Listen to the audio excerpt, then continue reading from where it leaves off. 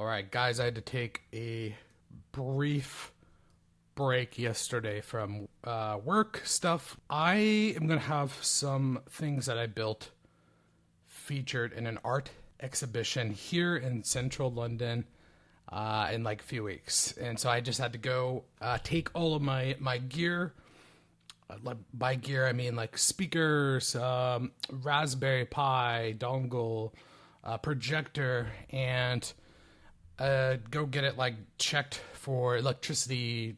Like they have a little device they plug it into. It's kind of interesting to like certify that it's safe.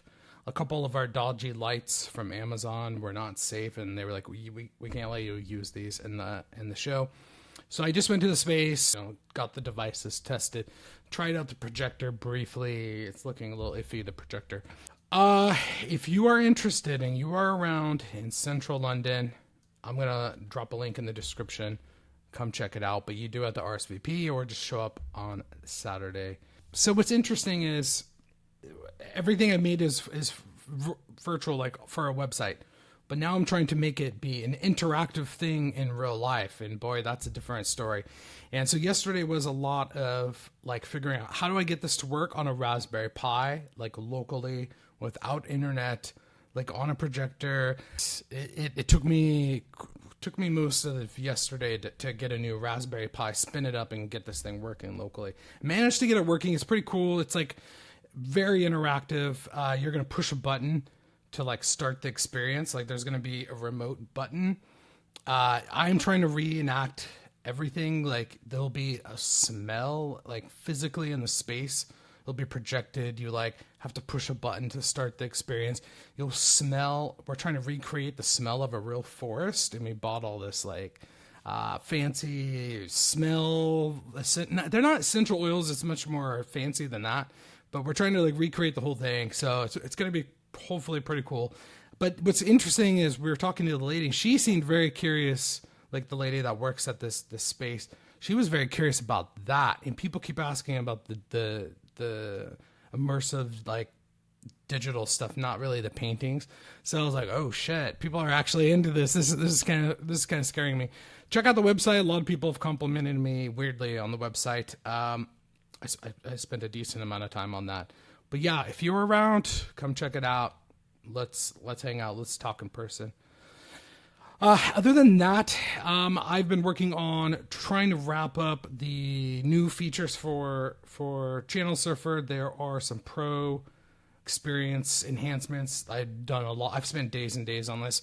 Like I've really tried to make the UI slicker, better, more consistent, and frankly, just make the whole experience a lot better. Like you now have control over importing everything. And when you make a custom channel, you can like pull in all sorts of stuff to make your own custom channels. You can I'm trying to hide the shorts so you can control things like, hey, this channel, I want to see shorts. This channel, I don't want to see YouTube shorts. Pretty cool. I'm pretty excited. It's been a big update. I've spent days on it. It's been quite a slog. Which another thing I wanted to talk to you all about is systematizing everything. So if you are into trying to have your own business, if you want to try to go your own way, you absolutely have to read this book. This is kind of like mandatory reading in my opinion. And ask so many successful entrepreneurs, they'll all tell you a lot of good things about this book. So I read this book and I'm trying to really take it at heart. And it's so frightening, kind of satisfying, kind of weird, because everything it describes, like it walks you through the different archetypes of like a business owner. Like they're the people who are, the entrepreneur who's like forward thinking, the visionary, the manager who's, very strict about like schedules and systems. Basically they describe, if you're a software engineer, they describe you to a T. You're the practitioner. You just want to do the job of software engineering, but that's how you fail. You cannot do that. You cannot just be a software engineer, and you got to wear all the hats. So if you are even remotely interested in doing your own thing, I really mean it. This is like mandatory reading.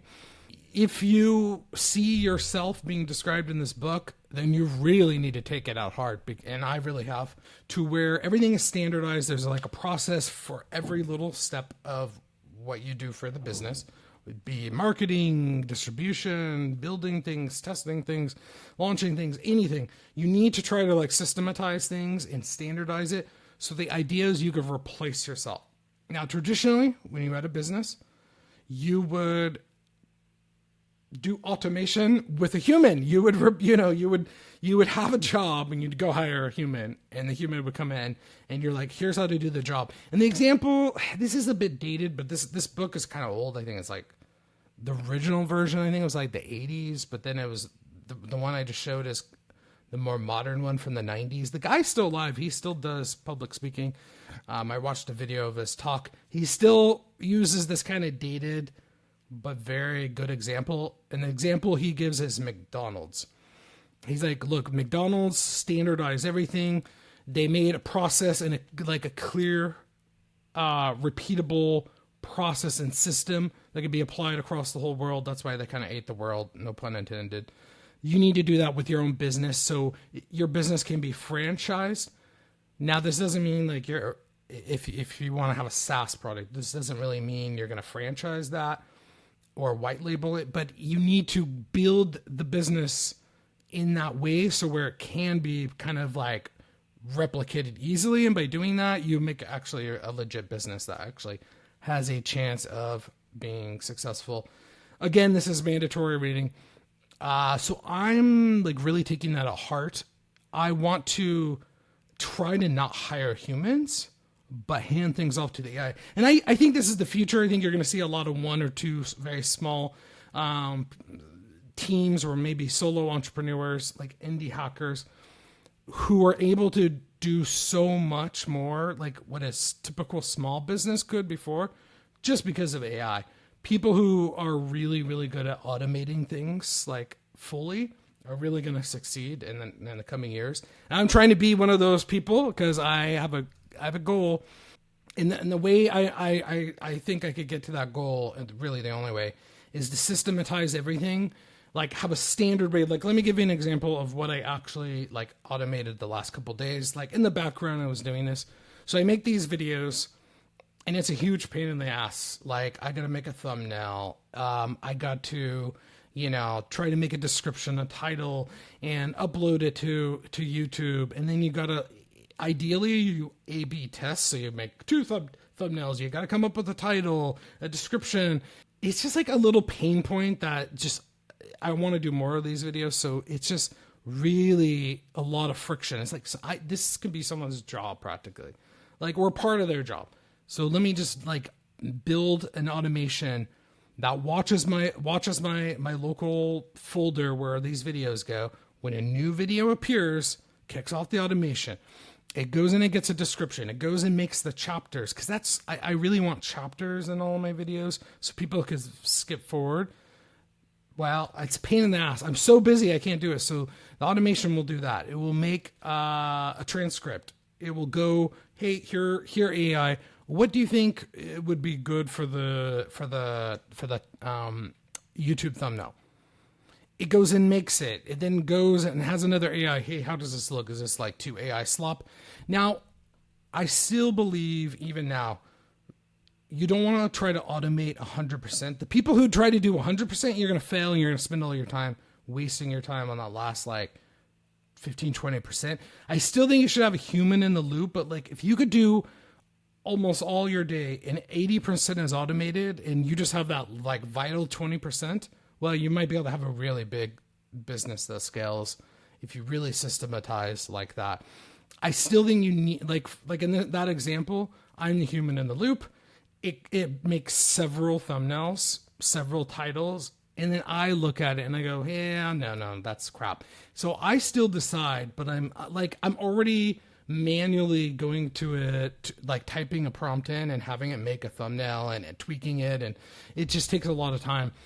I'm still the one deciding the taste and direction. I look at the examples and I go, that's shit. Okay, this is good. Here's the title I recommend using. Denied. I'm going to tweak it. Like I'm still the human guiding it, but it's doing 80% of the automation now. I'm excited to try it out today. Hopefully everything works, but that's what I mean. Like all these little things That's the kind of systematizing you want to do. Outreach, marketing, building thumbnails. I would love a video editor. I would love, and I actually can't wait to hire people. I don't just want to use AI. I actually do want to hire people. I just don't have the money or revenue yet. But my dream is to build up a team. I would love a video editor. I would love help with YouTube. I would love actually for someone to take over that part, but lean on that automation. But you need to systematize every aspect before you could hire someone. There needs to be like a lot of people call it SOP, standard operating procedure. It's like a clear just doc. Like, here's how we make thumbnails here. Here's how we do video editing. Here's how we triage issues. Here's how we prioritize issues. Like, should this be a hot fix? Should this be, okay, we'll get to that this week. Should this be like, I'll put it in the backlog, not important. All of these things are in people's heads when they try to do this themselves. And even if it's you writing these things down and having procedures for everything, even for yourself, I think is how it can be the difference. Well, from that book and from all the research I've done, watching other entrepreneurs succeed and trying to learn, how did they succeed? How are people failing? Why? Everything I've looked at, shows me that is the way, even if it's you yourself. And if you need to show the AI, well, you're still going to have that. And now skills are kind of becoming that.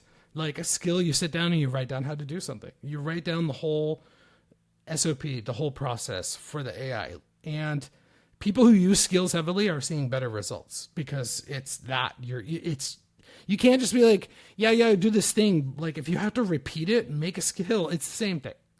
It's basically like the procedure for the AI. So that's what I'm focused on in the background while trying to build a real product that people will pay for. Because I still need to do a lot of work for Channel Surfer. Enough about that.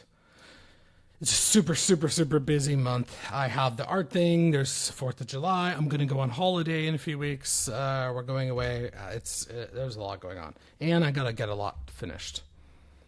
Let's see if there's any questions or comments. No questions and comments.